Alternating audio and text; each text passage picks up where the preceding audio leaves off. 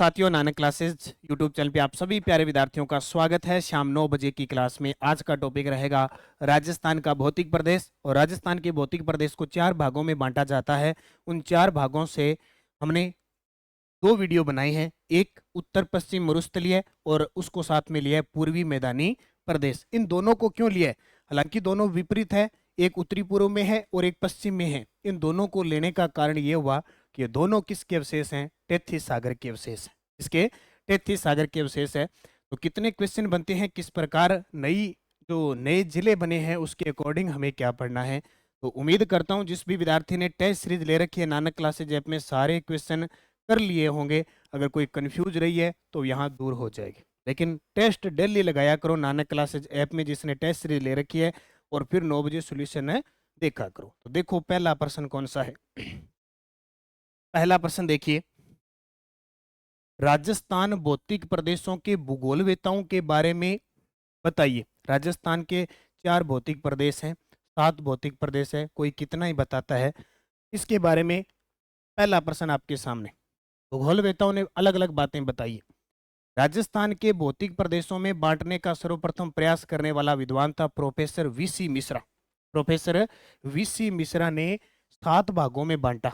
Professor VC Mishra ने राजस्थान के भौतिक प्रदेश को 7 भाग बना दिए। धरातलीय आधार पे देखें तो राजस्थान के 4 ही है, लेकिन वीसी मिश्रा ने 7 भागों में बांट दिए। 1968 में जलवायु के आधार पर भौतिक प्रदेश में बांटने का दूसरा प्रयास एक के सेन ने किया, और तीसरा प्रयास किया रामलोचन सिंह ने, डॉक्टर रामलोचन सिंह ने 1971 में किया। तो मोटी मोटी बात है कि प्रोफेसर वीसी मिश्रा ने सबसे पहले प्रयास किया था, उन्होंने 7 भागों में बांट दिया। फिर हमारे आते हैं एक के सेन जी, उन्होंने बांटा। फिर आते हैं रामलोचन जी, इन्होंने बांटा। तो तीनों के तीनों पॉइंट तो है सही। लेकिन एक और ध्यान रखना, आपने नाम सुना होगा हरिमोहन सक्सेना जी का। हरिमोहन सक्सेना नाम सुना है? इन्होंने राजस्थान को 4 भागों में बांटा, और यही 4 भाग है वो सर्वमान्य माने जाते हैं, और इन्हीं के आधार पर हम राजस्थान की ज्योग्राफी पढ़ते हैं। वो 4 भाग कौन कौन से हैं, नाम जरूरी याद रखना इनका। नंबर 1, उत्तर पश्चिम मरुस्थल प्रदेश। उत्तर पश्चिम मरुस्थल प्रदेश, एक एक बात ध्यान से पढ़ लेना। हर एक चीज मैप में बताऊंगा ताकि दोबारा आपको ज्योग्राफी नहीं पढ़नी पड़े। 2 नंबर पर पूर्वी मैदानी प्रदेश प्रदेश। तीसरा अरावली प्रदेश, और चौथा दक्षिणी पूर्वी पठारी प्रदेश। 4 भाग हैं, इन्हीं को सही रूप से हम हमेशा पढ़ते हैं, और यहीं से प्रश्न एग्जामिनर पूछता है। ठीक है, अब देखो तीनों क्वेश्चन है सही। थोड़ी सी व्याख्या मैं साथ में लेके आया हूं, उसको जरूर नोट करना। राजस्थान को भौतिक प्रदेशों में बांटने का सर्वप्रथम प्रयास करने वाले विद्वान थे प्रोफेसर वीसी मिश्रा। अपनी पुस्तक राजस्थान का भूगोल में राजस्थान को 7 भागों में बांटा। प्रोफेसर वीसी मिश्रा के अनुसार राजस्थान के 7 भौगोलिक प्रदेश हैं। कौन कौन से? इन्होंने 7 भाग बांटे। इन्होंने कहा कि एक पश्चिम का शुष्क प्रदेश है, एक अर्ध शुष्क प्रदेश है। एक इन्होंने कहा कि नहर जहां जाती है नहरी प्रदेश अलग है, अरावली प्रदेश अलग बनाया, पूर्वी कृषि औद्योगिक क्षेत्र अलग बनाया, दक्षिणी पूर्वी कृषि क्षेत्र अलग बनाया, और चंबल भीड़ प्रदेश अलग बनाया। उन्होंने कहा कि राजस्थान के 7 प्रदेश हैं। 1968 में जलवायु के आधार पर भौतिक प्रदेश में बांटने का दूसरा प्रयास एक के सेन ने किया, और राजस्थान को भौतिक प्रदेश में बांटने का तीसरा प्रयास डॉक्टर रामलोचन सिंह ने 1971 में किया। ये बात क्लियर होगी। अब देखो, ये है राजस्थान का नक्शा। पहले मैं आपको बता देता हूँ, आपने वर्ल्ड की ज्योग्राफी या राजस्थान की ज्योग्राफी पढ़ी होगी। एक नाम सुना होगा प्रोफेसर अल्फ्रेड वेगनर का।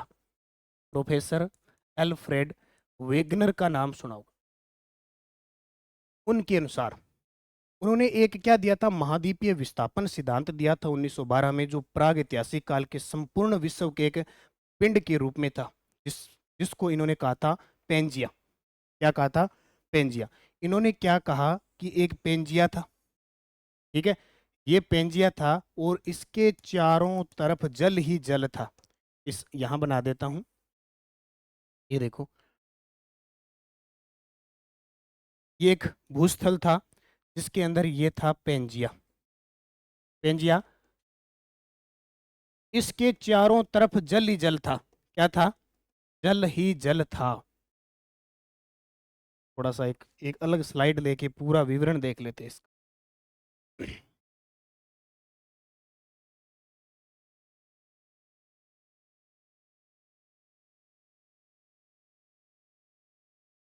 ये ये था पेंजिया। क्या था? इसको नाम दिया पेंजिया। यहां से समझ लेना, हमेशा प्रतिक्रिया बदलेगी। इस ये पेंजिया था और यहाँ चारों तरफ जल ही जल था।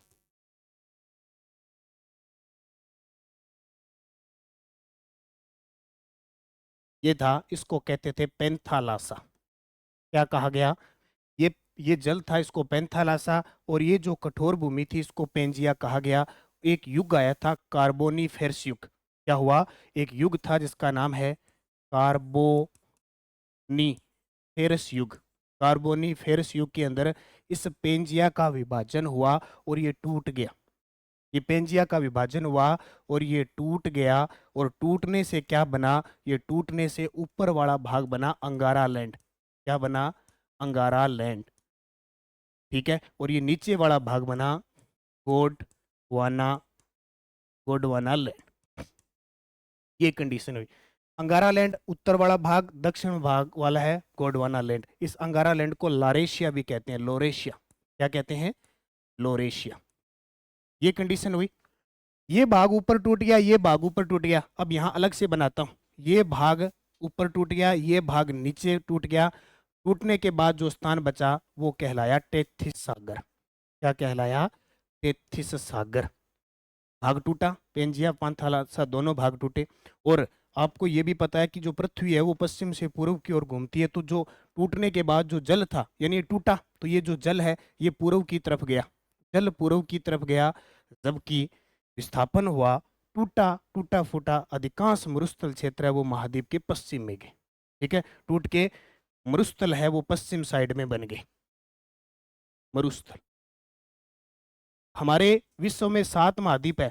इन 7 महाद्वीप में देखना, मरुस्थल जहां भी है पश्चिम भाग में है, और जल जहां भी है पूर्व भाग में, है ना। तो ये टूटा। अब ये बात आती है कि ये अंगारा लैंड, ये गोंडवाना लैंड। अंगारा लैंड और गोंडवाना लैंड दोनों टूट गए। अब यहां से प्रश्न बनने का मतलब क्या हुआ कि राजस्थान के 4 भौतिक प्रदेश क्या है? राजस्थान के 4 भौतिक प्रदेश है। देखो, 4 भौतिक प्रदेश कौन कौन सा? नंबर 1, उत्तर पश्चिम मरुस्थल प्रदेश। दूसरा, अरावली प्रदेश। तीसरा, पूर्वी मैदानी प्रदेश।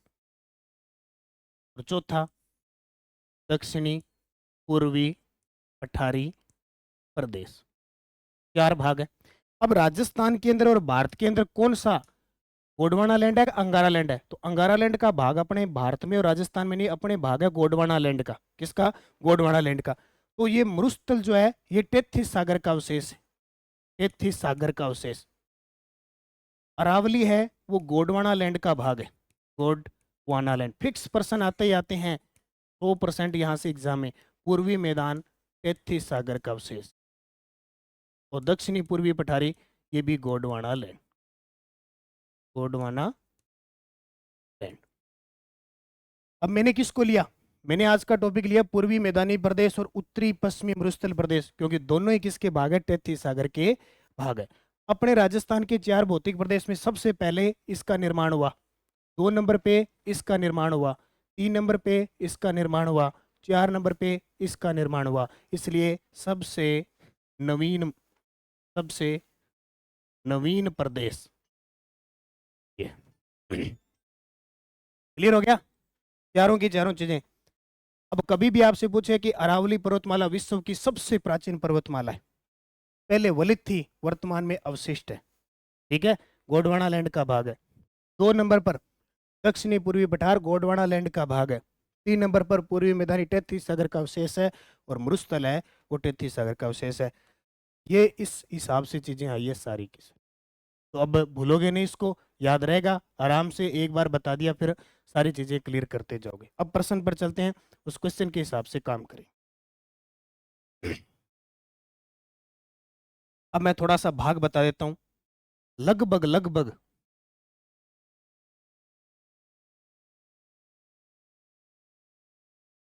ये भाग आता है उत्तर पश्चिम मरुस्थलीय प्रदेश।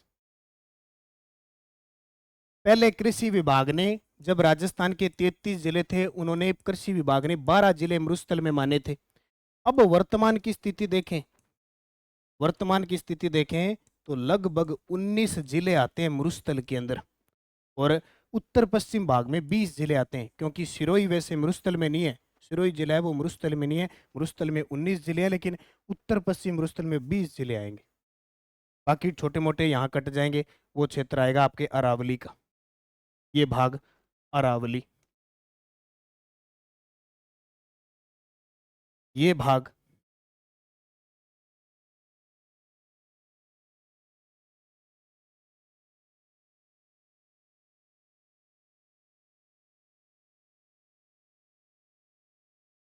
ये भाग आता है उत्तरी पूर्वी मैदान, उत्तरी पूर्वी मैदान।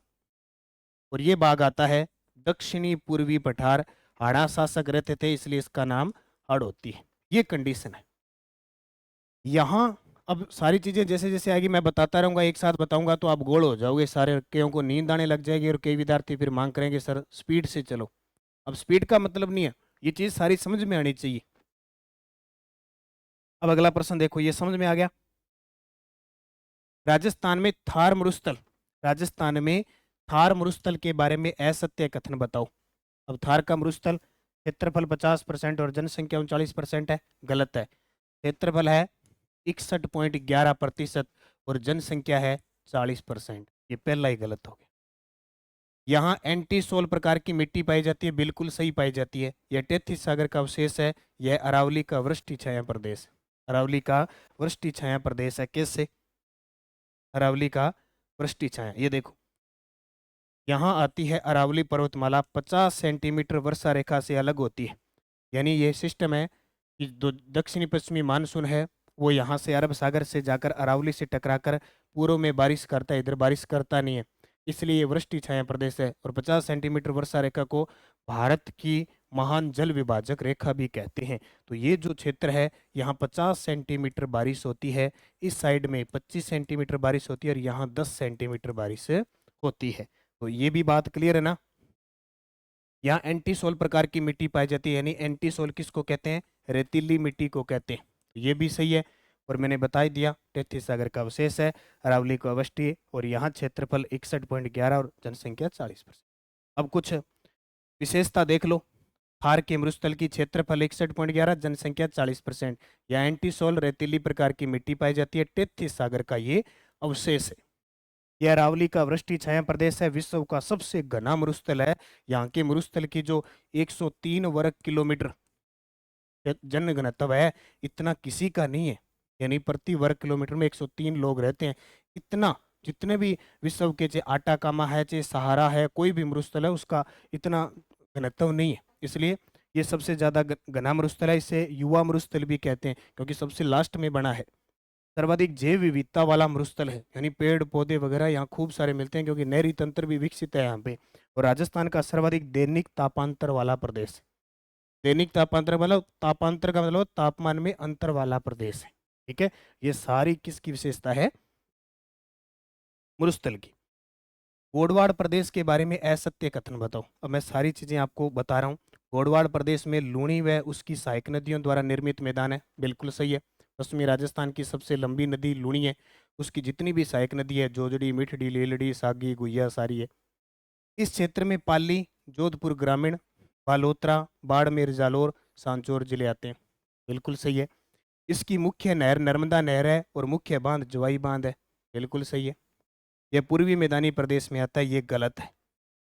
ये किस में आता है, ये पूर्वी मैदानी में नहीं, उत्तर पश्चिम मरुस्थल में। अब थोड़ी सी बात एक्स्ट्रा और देखो, क्या देखनी है। मैं यहाँ लिखता हूँ उत्तर पश्चिम मरुस्थलीय प्रदेश। उत्तर पश्चिम मरुस्थलीय प्रदेश को दो भागों में बांटा जाता है। कितने भागों में? दो भागों में। कौन कौन से? एक तो है शुष्क मैदान, एक तो है शुष्क मैदान और दूसरा है अर्ध शुष्क मैदान। एक है शुष्क मैदान, एक अर्ध शुष्क मैदान, दोनों अलग होते हैं। दोनों कितने वर्षा सेंटीमीटर? 25 सेंटीमीटर वर्षा रेखा से अलग होते हैं। इनके बीच जो रेखा है वो 25 सेंटीमीटर वर्षा रेखा से ये दोनों अलग होते हैं। ठीक है, शुष्क मैदान। अब बात आती है अर्ध शुष्क मैदान कितने प्रकार का है? 4 प्रकार। कितने प्रकार हैं? 4 प्रकार की। Number 1 Ghaggar basin, Ghaggar basin. Number 2 Nagaur Shekhawati basin, Shekhawati basin. Number 3 Nagauri उच्च भूमि, उच्च भूमि। नंबर 4 गोडवाड़ प्रदेश।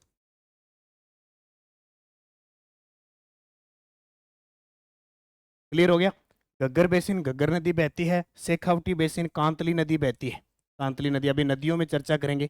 नागौर उच्च भूमि है और गोडवाड़ प्रदेश में लूणी नदी बहती है। इसको देखो, इसको दो भागों में बांटा जाता है। वालुका युक्त, वालुका युक्त प्रदेश, और इसको कहते हैं वालुका मुक्त प्रदेश, वालुका मुक्त प्रदेश, जिसमें लगभग 41.50% वालुका मुक्त प्रदेश है, जो जोधपुर, बालोतरा, बाड़मेर, जैसलमेर के अंदर। ठीक है, ये ध्यान रखना, ये सारी की सारी चीज ध्यान रखना। टोटल शुष्क मैदान, बालुकायुक्त प्रदेश, बालुका मुक्त प्रदेश, अर्ध शुष्क में 4 आते हैं: घग्गर बेसिन, शेखावटी बेसिन, नागौरी उच्च भूमि और गोडवाड़ प्रदेश। क्लियर हो गया? अब प्रश्न देखो हमारा क्या था। हमारा प्रश्न ये था, इसमें मुख्य नहर नर्मदा नहर है, मुख्य बांध। इसमें गलत यह था कि पूर्वी मैदानी प्रदेश में आता है, तो ये पूर्वी में नहीं, किस में आता है? अर्ध शुष्क मैदान। और अर्ध शुष्क मैदान के किस में? उत्तर पश्चिम मरुस्थलीय प्रदेश के अंदर आता है। क्लियर है? ये यहाँ पे ये स्थिति है। लूणी नदी, लूणी नदी यहाँ से निकलती है। पहले 6 जिलों में जाती थी, अब 7 जिलों में जाती है। लूणी नदी अजमेर के नागपाड़ से निकली, ठीक है, टिडवाणा में गई, नागौर में गई, ब्यावर में गई, जोधपुर में गई, पाली में गई, बालोतरा में गई, और यहाँ गई, बालोतरा में जाके जालोर और सांचौर में जाती है। 1 2 3 4 5 और 6 7। ये डिडवाड़ा इधर नहीं जाती, यहाँ से डिडवाड़ा में नहीं जाती, ये इधर से जाती, डिडवाड़ा में नहीं जाती। 7 जिलों में जाती है और इसके प्रवाह क्षेत्र को कहते हैं गोडवाड़, गोडवाड़ प्रदेश कहते हैं। यहाँ बोली बोली जाती है, उसको भी गोडवाड़ी कहते हैं। यहाँ रेतीली मिट्टी पाई जाती है प्लस लवणीय मिट्टी पाई जाती है, क्योंकि लूणी नदी को मिट्टी खारी नदी भी कहा जाता है। क्लियर हो गया? अब ये प्रश्न आपका क्लियर हो चुका है। अब अगला देखो, निम्न कथनों पर विचार कीजिए। राजस्थान के मरुस्थल में वर्षा का अभाव रहता है, बिल्कुल बहुत कम वर्षा होती है। राजस्थान के रेगिस्तान को थार का मरुस्थल कहा जाता है। ये थार के मरुस्थल की बात आई है ना, तो पूरे भारत के थार की मरुस्थल की बात करूं, सबसे पहला प्रश्न ये आता है कि विश्व में किन देश के अंदर थार मरुस्थल है? तो आपका उत्तर आएगा, एक तो हमारे भारत में और दूसरा पाकिस्तान में फैला हुआ है। भारत में लगभग 75% फैला हुआ है अकेला, और बाकी पाकिस्तान में है। भारत के अंदर राजस्थान की बात करें तो राजस्थान में अकेला ये लगभग लगभग 62% फैला हुआ है। अकेला राजस्थान के अंदर 62% फैला हुआ है। कौन सा? थार का मरुस्थल, जो पश्चिम क्षेत्र में थार का मरुस्थल अकेले इस स्थिति में फैला हुआ है 62%। अब बात आती है कि भारत के कितने राज्यों में फैला हुआ है? भारत के 4 राज्यों में थोड़ा फैला हुआ है, सबसे ज्यादा राजस्थान में। 4 राज्य कौन कौन से? राजस्थान, पंजाब, हरियाणा और गुजरात। इन 4 राज्यों में थार के मरुस्थल का क्षेत्र है, और थार के मरुस्थल को युवा मरुस्थल कहते हैं। ये जो थार के मरुस्थल का क्षेत्र है, आपके जैसलमेर, बाड़मेर, फलोदी, बालोतरा, इसको कहते हैं महान मरुस्थल कहा जाता है। थार का मरुस्थल राजस्थान के बीकानेर जिले से लेकर अजमेर और कोटा जिले तक विस्तृत है। गलत है, ये यहाँ तक नहीं फैला, अजमेर कोटा तक नहीं पहुंचता, यहाँ पठार क्षेत्र है या अरावली क्षेत्र है। ये लगभग 19 जिलों में ही फैला हुआ है। इसका जो ढाल है वो पूर्व से पश्चिम से और उत्तर से दक्षिण है। इसका ढाल कैसा है? थार के मरुस्थल का पूर्व से पश्चिम और उत्तर से दक्षिण ढाल है। पूर्व से पश्चिम और ढाल है। लगभग इसकी जो ऊंचाई है समुद्र तल से औसत ऊंचाई लगभग 300 मीटर है, और दक्षिण भाग में इसकी ऊंचाई कम है, लगभग 300 से आधा है। ये ध्यान रखना। तो इसमें 3 गलत हो जाएगा, 2 ही सही है, केवल 1 और 2 सही है। यहाँ समझ में आ गई बात, और ये बात आपके समझ में आ गई। अगला प्रश्न देखो, ये नक्शा है, इसमें आपको बताने की जरूरत नहीं है। ये जो क्षेत्र है ना बीकानेर का, ये फलोदी का, जोधपुर, बालोतरा, इसको कहते हैं महान मरुस्थल। क्या कहते हैं? महान मरुस्थल की संज्ञा दी गई है। अब अगला प्रश्न देखो, बरखान बालू का स्तूप प्रधानतः राजस्थान के कौन से क्षेत्रों में पाए जाते हैं? सबसे पहले नाम आया है बरखान। बरखान का मतलब होता है अर्धचंद्राकार। अर्धचंद्राकार, अर्धचंद्राकार का मतलब क्या हुआ? ये है टीला, ये कोई टीला है, बालू का स्तूप है, और सबसे ज्यादा बरखान से नुकसान होता है मेरे बालू का, मिट्टी का, राजस्थान के अंदर। यहाँ से हवा आई, यहाँ से क्या आई? हवा आई। ये हवा यहाँ इतनी तेज आती है कि ये उड़ा के ले जाती है, इस मिट्टी को उड़ा के ले जाके ऐसे बन जाती है, ऐसे ऐसे करते करते करते करते करते करते करते करते करते करते ऐसी ये आकृति बन जाती है, और ये भाग ऐसा लगता है जैसे आधा चांद है। इसको कहते हैं अर्धचंद्राकार। क्या कहते हैं? अर्धचंद्राकार कहते हैं। इनकी ऊंचाई 200-200 मीटर तक हो जाती है, कई बार इतने ऊंचे होते हैं बरखान। देखो, बरखान बालू का स्तूप प्रधानतः राजस्थान के कौन से क्षेत्र में पाए जाते हैं? तो सीधी सी बात है, 20 सेंटीमीटर वर्षा रेखा के पश्चिम में, 20 से 35, 35 से 50, यहाँ तक तो हो ही नहीं सकते, 20 सेंटीमीटर समवर्षा रेखा के पश्चिम में पाए जाते हैं, खास करके जैसलमेर वाला क्षेत्र, खास करके जैसलमेर वाला। इससे मिलता जुलता एक बरखान और है सीप। इससे मिलता जुलता एक बरखान और है सीफ। पूछ ले पेपर में आ जाए कि बरखान से मिलता जुलता हुआ एक बालू का स्तूप कौन सा है? सीप। वैसे वो भी अर्धचंद्राकार इस प्रकार की आकृति बनाता है। अब देखो मैं थोड़ी सी डिटेल बताता हूँ। बरखान अर्धचंद्राकार बालू का स्तूपों को कहते हैं। यह राजस्थान के सर्वाधिक नुकसानदायक बालू का स्तूप है, जो वायु की तेज गति के कारण बनते हैं। और ये देखो 10 से 20 मीटर ऊंचाई या 100 से 200 मीटर ऊंचाई तक विस्तृत हो जाते हैं। और फिक्स कहाँ पाए जाते हैं? पालेरी चूरू के अंदर। पालेरी नाम सुना है? चूरू में नीम का थाना, लूणकनसर, बीकानेर, बालोतरा, ओसिया, जोधपुर ग्रामीण, सूरतगढ़, गंगानगर और डिडवाना कुचामन में बरखान पाए जाते। क्लियर है ये चीज? अगला देखो, राजस्थान में निम्न में से कौन सा एक बालू का स्तूप का प्रकार नहीं है? तो बहुत सारे हैं राजस्थान के अंदर, खूब सारे हैं जिनके नाम आप जब आप पढ़ते हो तब आपको याद रहते हैं, बाकी याद नहीं रहते कि है कौन से और नहीं है। देखो, क्या कभी थली नाम सुना है? नहीं सुना।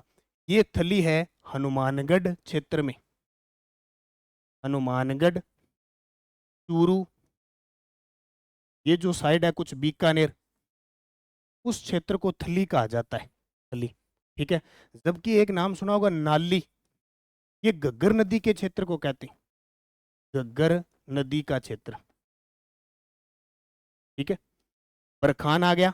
पेराबोलिक, ये पेराबोलिक ऐसे होते हैं, महिलाओं की एयर पिन होती है ना, hair pin, hair pin sorry, hair pin, बालों की जो पिन होती है सेम उस आकार की बन जाती है। आजकल तो अलग अलग टाइप की आने लगी, अब सारे बाल को स्तूप वैसे नहीं बन सकते, लेकिन कुछ सिर्फ बरखान की जैसे होते हैं। तो थली इसके अंदर बालू का स्तूप नहीं। अब 2-3 थोड़ी सी बता देता हूँ। पेराबोलिक यानी कहते हैं परवलयाकार, हेयर पिन के आकार का होता है, इसका विस्तार संपूर्ण मरुस्थलीय क्षेत्र में बनता ही रहता है। सिर्फ यह बरखान की तरह होते हैं, इसमें केवल एक ही भुजा होती है, ऐसे पवनों की दिशा में परिवर्तन के कारण होता है। टीग केरथल तिजारा जिला किस भाग में पाए जाते हैं? अब जिले मैं करवा रहा हूँ, मेरे हिसाब से आपको कहीं दिक्कत आएगी नहीं अगर मैं आप मेरे जिले नानक क्लासेस शिवसर पर जो पढ़ा रहा हूँ, क्योंकि वहाँ से हर एक चीज़ क्लियर होती जा रही है कि कौन सा जिला किस जलवायु में आ रहा है, कौन सी मिट्टी ले रहा है, कौन से पशु हैं उसकी।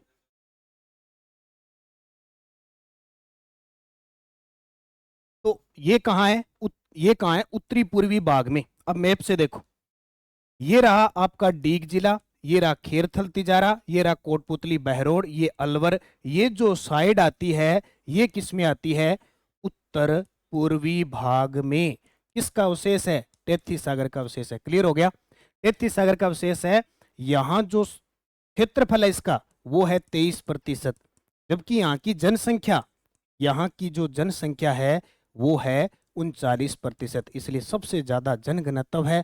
यहाँ खूब सारी नदियां पाई जाती है। ठीक है, यहाँ सबसे ज्यादा क्या पाया जाता है? जनसंख्या पाई जाती है, क्षेत्रफल कम है, तो यहाँ नदियां ही नदियां। नदियां कैसे?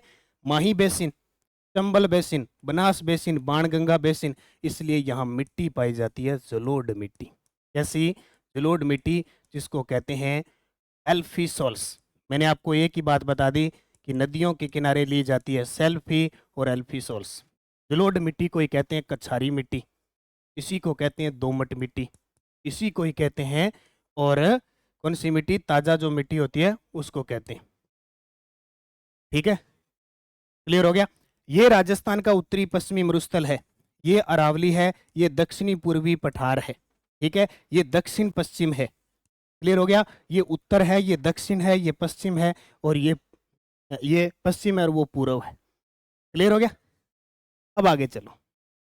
अब ये प्रश्न देखो, यहां से एक चीज और बता देता हूं मैं आपको। क्या? उत्तर पूर्वी मैदानी प्रदेश, उत्तरी पूर्वी मैदानी प्रदेश को 4 भागों में बांटा जाता है। उत्तरी पूर्वी मैदानी प्रदेश में 4 भागों में बांटा जाता है। कौन कौन से? देखो, नंबर 1, इसको हम कहते हैं माही बेसिन। हर चीज क्लियर हो जाएगी, बाद में कहोगे नहीं कि हमें ये नहीं करवाया। चंबल बेसिन, इसका मतलब चंबल नदी। ये कौन सा हो गया? बनास बेसिन। और ये हो गया बाणगंगा बेसिन।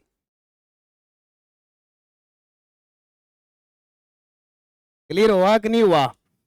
माही बेसिन जहाँ माही नदी बहती है, चंबल बेसिन जहाँ चंबल नदी बहती है, बनास बेसिन जहाँ बनास नदी का अपवा क्षेत्र है, जहाँ बाणगंगा बेसिन का है। अब इनको भी कुछ और भागों में बांटा जाता है कि नहीं जाता है?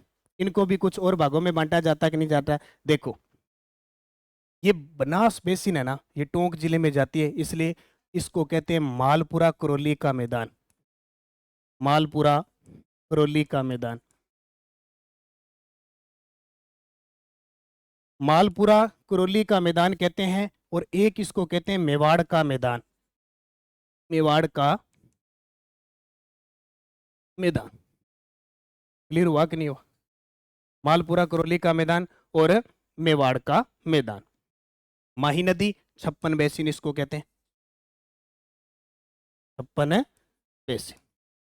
ठीक है, बाणगंगा इसको कहते हैं रोही का मैदान, रोही का मैदान। एक एक चीज इतनी जितनी बता दी, मेरे हिसाब से कहीं दिक्कत आएगी नहीं। इतनी चीजें अगर गौर करके रजाई में बैठ के बढ़िया तरीके से कोई टेबल पे बैठ के पढ़ रहा है ना, तो इसके बाद ये चीजें कभी ऐसे भूलोगे नहीं। अब देख लो प्रश्न क्या है। उत्तरी पूर्वी भाग पूरा समझ में आ गया? कहीं दिक्कत कोई परेशानी नहीं है? चलो, लाठी सीरीज क्या है? लाठी डंडों को नहीं, जैसे जो डांग, डांग की रानी कुरोली को कहते हैं, वो बाणगंगा वाला मैदान का क्षेत्र है। लाठी सीरीज, ठीक है, लाठी सीरीज भूगर्भिक भूमिगत जल प्रपट्टी है जैसलमेर के अंदर। कहाँ पे? जैसलमेर के अंदर भूगर्भिक प्रपट्टी है। इससे क्या लगाया, अंदाजा लगा है कि यहाँ पे पहले कभी सरस्वती नदी बहा करती थी।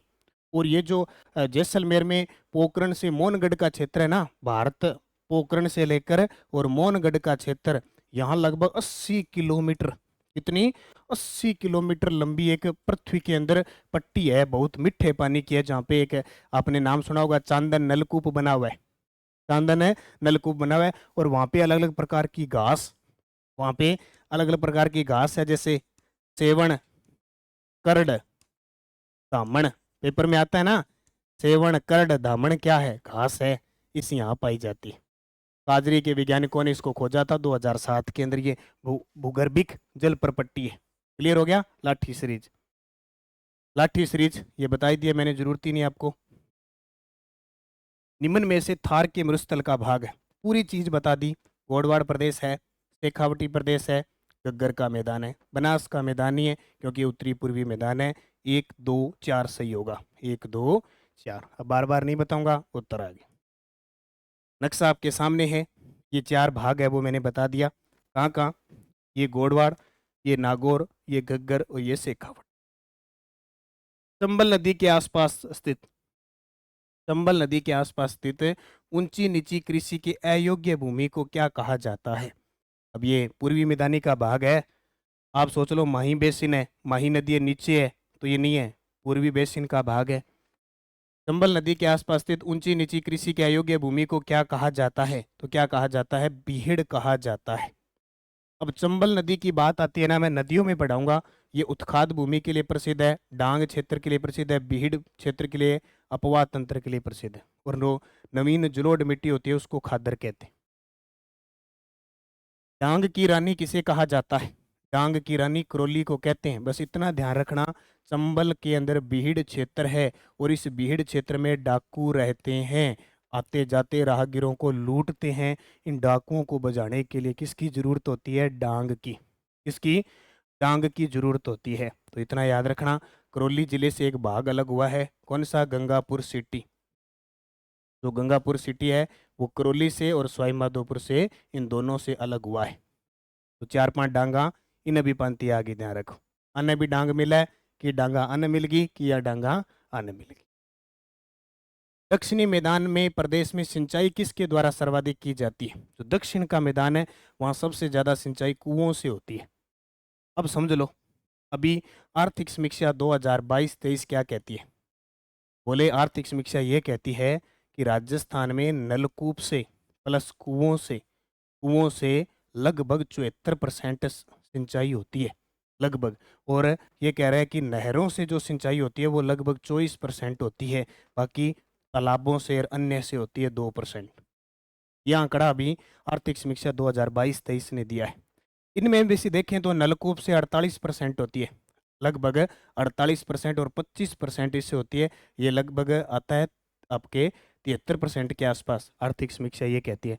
आर्थिक समीक्षा के अनुसार सबसे ज़्यादा नलकूप से सिंचाई होती है, 2 नंबर पे कुओं से होती है, 3 नंबर पर नहरों से, 4 नंबर पर तालाबों से।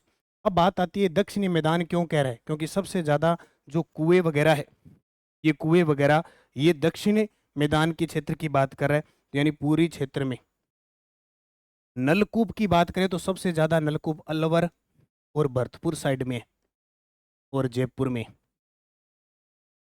नहरों की बात करें तो सिरी, गंगानगर, अनूपगढ़ और हनुमानगढ़ क्षेत्रों में सिंचाई होती है नहरों से। ठीक है। कुओं से बात करें, कुओं से, तो कुओं से जयपुर, ठीक है, अलवर में होती है। तालाबों की बात करें तो सबसे ज्यादा भीलवाड़ा में होती है। ये आपको याद रखना है। दक्षिण का पूछा है इसने, तो दक्षिण में कुओं से होती है इस ऑप्शन के अनुसार, और बावड़ियां सबसे ज्यादा बूंदी में। पूर्वी मैदानी प्रदेश का सर्वाधिक उपजाऊ उपभाग कौन सा है? अब 4 है, 4 में से सबसे उपजाऊ है बाणगंगा बेसिन। इनको बताने की जरूरत नहीं अभी। बाणगंगा बेसिन रोही का मैदान कहते हैं, बहुत ही अच्छा चरागांव वगैरह के लिए बहुत ही अच्छा मैदान है बाणगंगा का मैदान। बाणगंगा नदी, अब ये नदियां हम जब पढ़ेंगे तो मैं एक एक का विवरण करूंगा। ये बाणगंगा विराट की पहाड़ी, विराट की पहाड़ी कोटपुतली, बहरोड, कोटपुतली जो बहरोड नया जिला बना है वहां से निकलती है, और रुंठित नदी है, पहले यमुना में इसका जल जाता था। पूर्वी मैदानी प्रदेश की विशेषता नहीं है, पूर्वी मैदानी। अब मेरे हिसाब से आपको कहीं दिक्कत नहीं आएगी, सारा का सारा टोटल बता दोगे।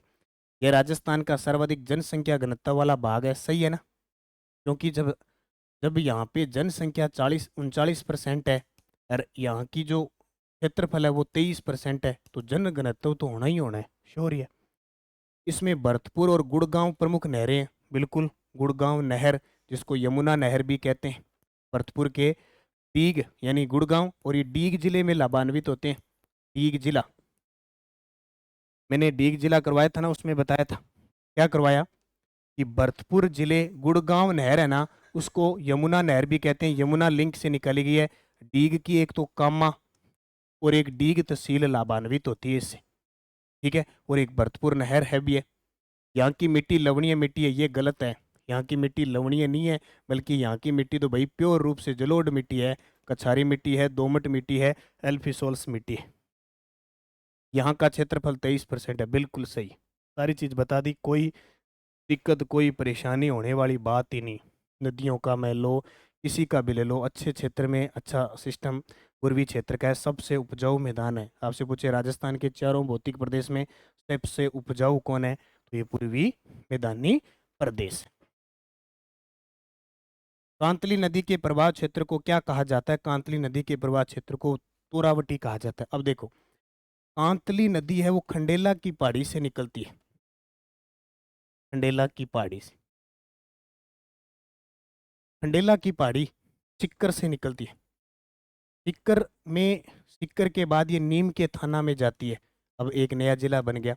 और फिर जाती है ये कहाँ पे? झुंझुनू। झुंझुनू जाती है। 3 जिलों में बहती है, 1, 2 और 3।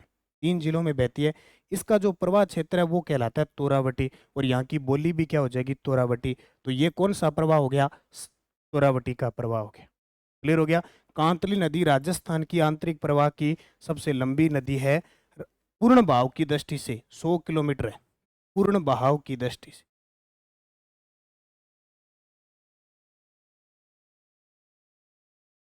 सबसे लंबी नदी कैसी? आंतरिक प्रवाह की।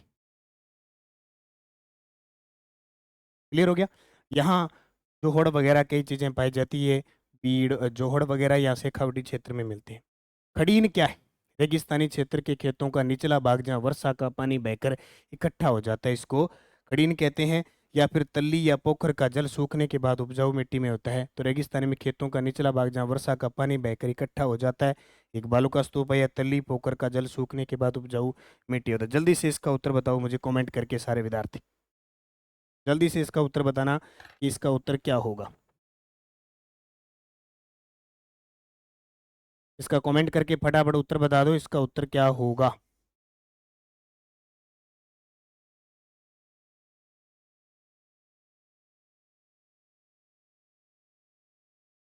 ठीक है, बता दिया, उत्तर लगा लिया। अब ये प्रश्न मैंने क्यों दिया? इसलिए दिया कि इसमें बहुत सारी चीजें एक जैसी है।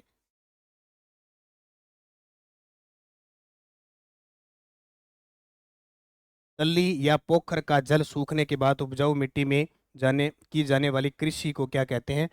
क्या कहते हैं? खड़ीन। देखो,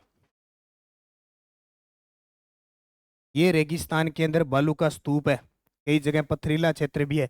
जब बारिश होती है, जब बारिश होती है तो यहाँ पानी इकट्ठा हो जाता है। यहाँ क्या हो जाता है? पानी इकट्ठा हो जाता है, फिर वो सूखता है, वो दलदली क्षेत्र होता है।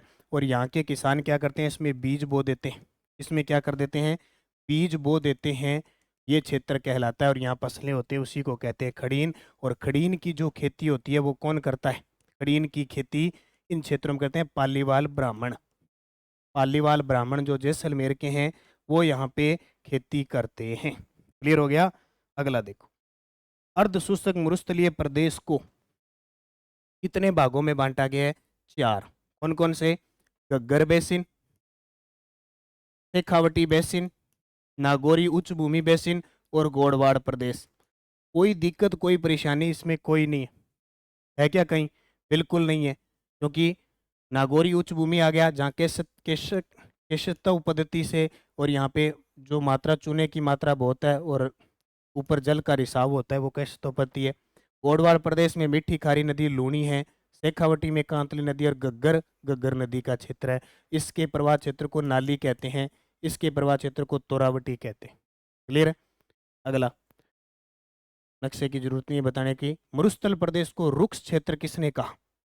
मरुस्थल प्रदेश को डॉक्टर ईश्वरी प्रसाद ने क्या कहा? रुक्ष यानी शुष्क, रुक्ष बिना बिना जड़ी बूटी, यानी बिना पेड़ पौधों के, बिना पेड़ पौधों के।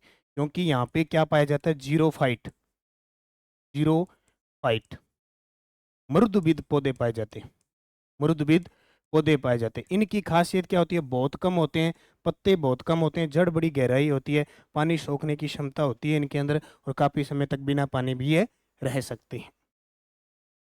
पश्चिमी मरुस्थलीय प्रदेश की सबसे बड़ी नदी कौन सी है? तो पश्चिम मरुस्थल की सबसे बड़ी लूणी नदी है। कौन सी? लूणी। अब लूणी 7 जिलों में बहती है, गोडवाड़ प्रदेश कहलाता है। जब नागपाड़ में बारिश होती है तो बालोतरा जिला डूबने का खतरा रहता है, बालोतरा शहर। ये नदियों में हम चर्चा करेंगे। मुख्य तथ्य नागपाड़ अजमेर 7 जिले, अजमेर, नागौर, ब्यावर, जोधपुर, बाड़मेर, बालोतरा, सांचौर। सांचौर में लूणी नदी क्षेत्र को क्या कहते हैं? निहड़ क्षेत्र कहा जाता है।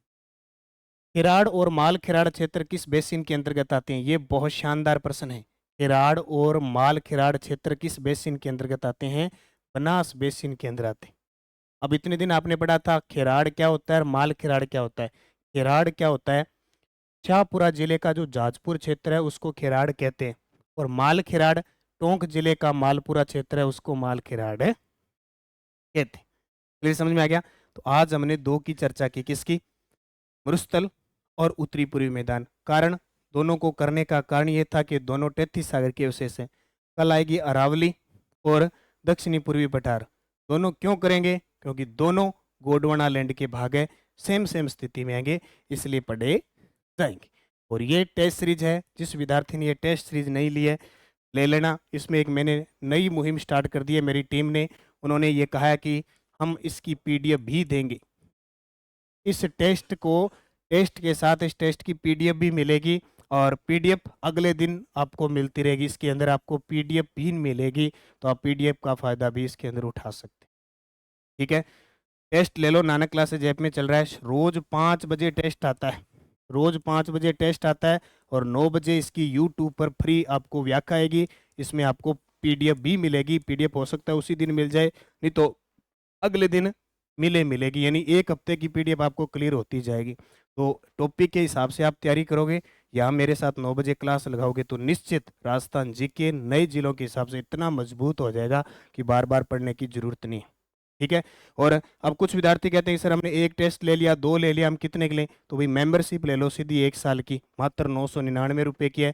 सारे test free, first grade, second grade, चाहे कॉलेज लेक्चरर लो, चाहे करंट लो, चाहे राजस्थान जी के लो, चाहे सेकंड ग्रेड की लो, चाहे पीटीआई की लो, सब टेस्ट सीरीज 999 में 1 साल के लिए फ्री है। अभ्यास आपको करना पड़ेगा फ्री। देखो आपको कंटेंट यूट्यूब पे मिल रहा है, 200, 400, 500 रुपये, 1000 रुपये तक आपको 1 साल के लिए लगाने पड़ेंगे। क्योंकि अगर 200, 400, 500 रुपये लगाए होंगे तो आप टेस्ट करने में इंटरेस्ट भी लोगे। फ्री में हर चीज़। मैंने देखा टेलीग्रामों पे इतनी पीडीएफ आती है, इतने पोस्टर आते हैं, कोई नहीं पढ़ता। मेरे पास आ गई, मैंने आगे भेज दी, आपने आगे भेज दी, वो एक घुमचक्री चलती रहती है। पढ़ता जैसे पृथ्वी घूमती है ना पश्चिम से पूर्व की ओर, वैसे घूमती रहती है पीडीएफ। ठीक है, तो इस प्रकार अगर आपको नौकरी लगना है तो 200, 400, 500, 1000 रुपये लगाओ, और बार बार उनके टेस्ट भी करो। ऐसे नहीं टेस्ट लेने के बाद नहीं करोगे और क्लासें लो, फिर देखो नौकरी क्यों नहीं लगा जाता।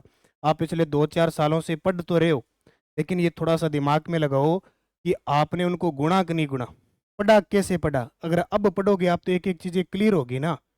तो अब आप पढ़ रहे हो, आपको पता ही नहीं चल रहा, अरे ये प्रश्न तो मैंने कभी पढ़ा ही नहीं।